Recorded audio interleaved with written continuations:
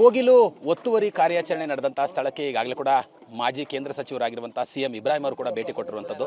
ನನ್ನ ಜೊತೆಯಲ್ಲಿ ಅವರೇ ಇದ್ದಾರೆ. ಸರ್, ಈಗಾಗಲೇ ತಾವು ಕೂಡ ಸ್ಥಳಕ್ಕೆ ಭೇಟಿಯನ್ನು ಕೊಟ್ಟಿದ್ರಿ. ಕಳೆದ 8 ದಿನಗಳ ಹಿಂದೆ ಒತ್ತುವರಿ ತೆರವು ಕಾರ್ಯಾಚರಣೆ ಮಾಡಿದ್ರು. ದುರ್ದೈವ, ನಾನು ಊರಲ್ಲಿ ಇರಲಿಲ್ಲ, ಪ್ರವಾಸದಲ್ಲಿದ್ದೆ. ಪತ್ರಿಕೆಯಲ್ಲಿ ನೋಡಿ, ಈ ಏರಿಯಾ ನನಗೆ ಹೊಸ್ತಲ್ಲ.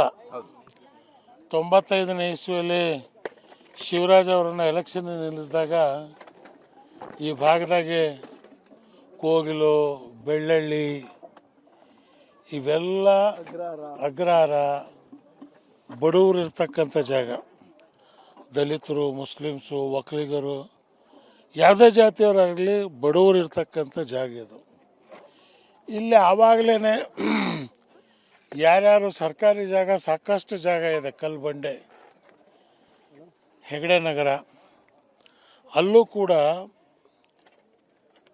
ವಸಂತ ನಗರದಲ್ಲಿರ್ತಕ್ಕಂಥ ಜೋಪಡಿಗಳನ್ನು ಖಾಲಿ ಮಾಡಿಸಿದಾಗ ತಂದು ಹೆಗಡೆ ನಗರಕ್ಕೆ ಹಾಕಿದರು. ಅವರೆಲ್ಲ ಗುಲ್ಬರ್ಗ, ರಾಯಚೂರು, ಯಾದಗಿರಿಯಿಂದ ಬಂದಿರ್ತಕ್ಕಂಥ ಜನ.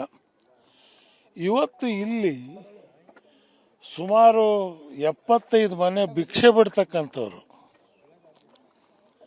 ಈ ಸರ್ಕಾರ ನಾಜಿ ಸರ್ಕಾರನ, ಹಿಟ್ಲರ್ ಸರ್ಕಾರನ, ಇವ್ರಿಗೇನಾದರೂ ದಯೆ, ದಾಕ್ಷಿಣ್ಯ, ಬೆಳಗಿನ ಜಾವ 4 ಗಂಟೆಗೆ ನೀವು ಬಂದು ಮನೆ ಹೊಡೆದಿದ್ರಲ್ಲ, ನೀವೇನು ಮನುಷ್ಯರ? 10 ಗಂಟೆ ಬರ್ಬೋದಾಗಿತ್ತು, ನೋಟಿಸ್ ಕೊಡ್ಬೋದಾಗಿತ್ತು.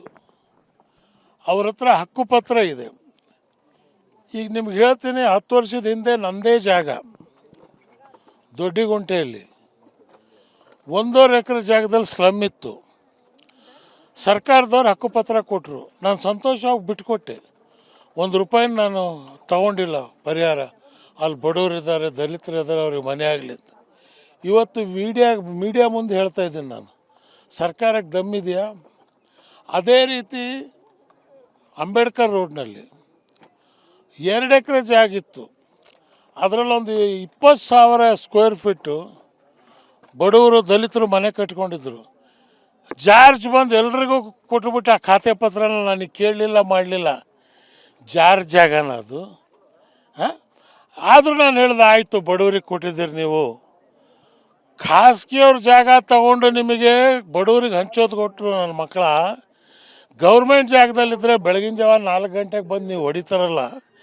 ಈ ರಾಜ್ಯದಲ್ಲಿ ಯಾರು ಕೇಳೋರು ಎಲ್ಲರೂ ದಿಕ್ಕಿಲ್ಲ. ಪಾಲಿಕೆ ಅಧಿಕಾರಿಗಳು ಹೇಳ್ತಾ ಇರುವಂತದ್ದು 2016ನೇ ಇಸ್ವಿಯಲ್ಲಿ ಬೆಂಗಳೂರು ನಗರ ಜಿಲ್ಲಾಡಳಿತ ಇದನ್ನ ಅಂದ್ರೆ ಪಾಲಿಕೆಗೆ ಕಸ ನಿರ್ವಹಣೆಗೋಸ್ಕರವಾಗಿ ಇದನ್ನ ಹಸ್ತಾಂತರ ಮಾಡಿತ್ತು ಅನ್ನೋದು. ಎಲ್ಲ ಇತ್ತು ಕಸ? ಇಲ್ಲಿ ಕಸ ಹಾಕಕ್ಕೆ ಸಾಧ್ಯವಾ? ಕಸ ಮಾಡೋಕ್ಕೆ ಸಾಧ್ಯ? ಇಲ್ಲಿ ನಿಮಗೆ ಕಸ ಹಾಕ್ತಕ್ಕಂಥದ್ದಕ್ಕೆ ಬೆಂಗಳೂರಿಂದ 50 ಕಿಲೋಮೀಟ್ರ್ ದೂರದಲ್ಲಿದ್ದರೂ ಆಗಲ್ಲ.